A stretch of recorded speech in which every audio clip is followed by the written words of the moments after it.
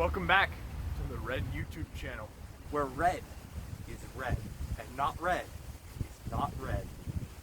I'm Owen Matheson, and I'm Declan McCarthy, and we're here to take you on a little road trip Around town, where we are in historic Molden, Wassattusetts. But historic in which way?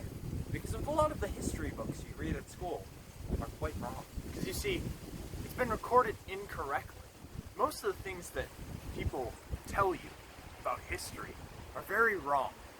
They just want you to be wrong. They don't enjoy you having knowledge, and so they seek to take that from you. And it's all a ploy by the US government to make us more stupider so that they can use their powerful powerness to take over all of our minds with their mindy things. And turn red into not red. Because everyone knows that red is the most powerful red in the universe.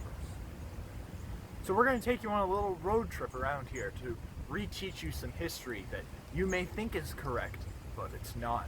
Let's start with the Midnight Ride of Paul Revere.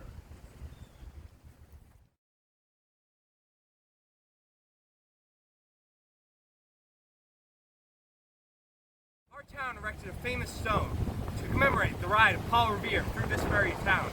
This stone right here is not that stone. Let's go over to the actual stone commemorating Paul Revere. This rock right here is not the rock, but instead commemorates King Arthur. But that's a story for another day.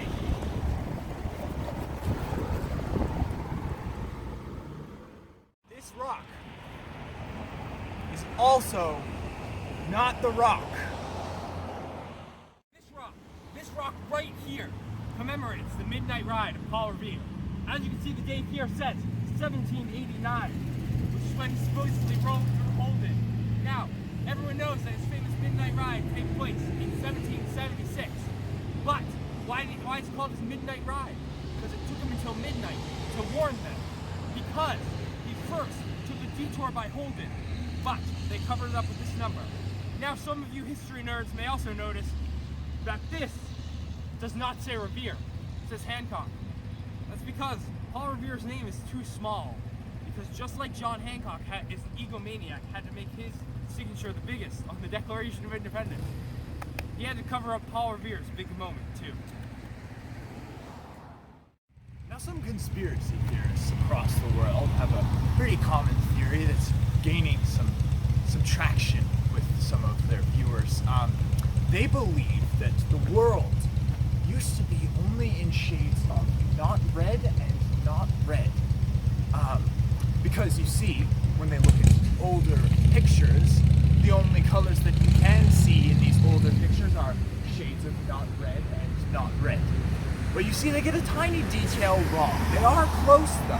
The world does not look like it once did. It has been polluted by not red.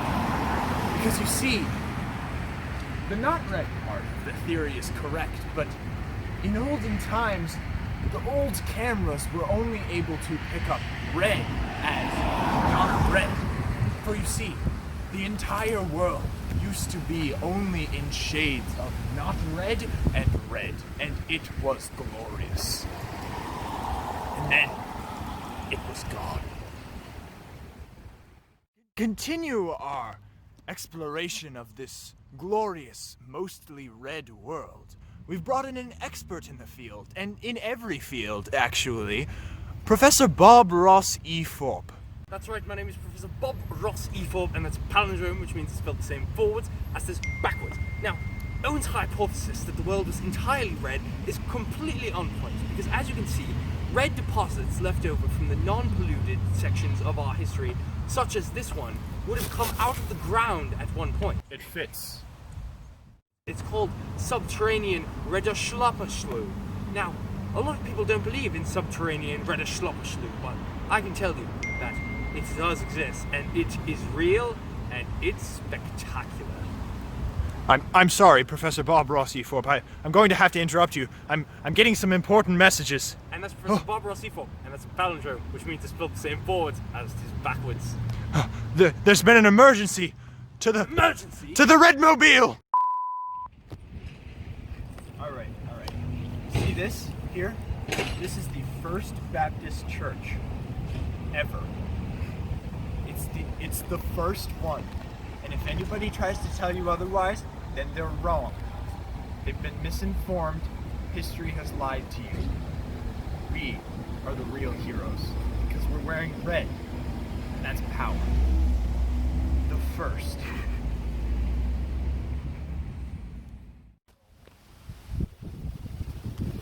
This fountain is extraordinarily powerful. As you can see, it was granted to the town by Henry W. Warren in 1909. But you see, what this fountain leaves out is that Henry W. Warren was born in the year 12. For this is the fabled fountain of youth that people have searched for so long. Its power has been tainted by sitting in this place for too long. Henry Warren was able to transport it using the power of red. But as you can see, it's very large, and even us, with our great red powers, cannot control it. And it has become diseased. And so now, eternal life is available to anyone who drinks from this bowl. But it comes at the price of eternal dysentery. And that was a road trip around Molden, Wassattusetts. Hopefully we've uncovered some mysteries for you and enlightened you about the things that the world has been hiding from you. And even if we haven't, well, at least we learned something.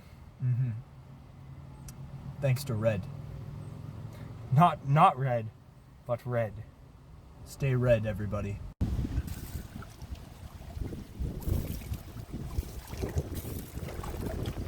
Dysentery.